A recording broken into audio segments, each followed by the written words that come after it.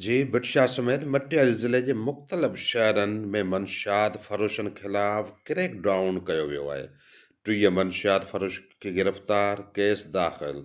तफ़सील मूजिबि मटियारी पुलिस पारां ज़िले जे मुख़्तलिफ़ शहरनि हाला, भटशा, सैदाबाद, शाहपुर, चाकर समेत ॿियनि केतिरनि ई शहरनि में इलाइक़नि में मंशियात फ़रोश ख़िलाफ़ गॾियल कार्रवाई कंदे 30 मंशियात फ़रोश खे गिरफ़्तार करे संदनि ख़िलाफ़ मंशियात ऐं रिश्वत एक्ट जा केस दाख़िल करे छॾिया आहिनि, जॾहिं त हाल ऐं भटशा मां 4 मंशियात फ़रोश फ़रार थी विया।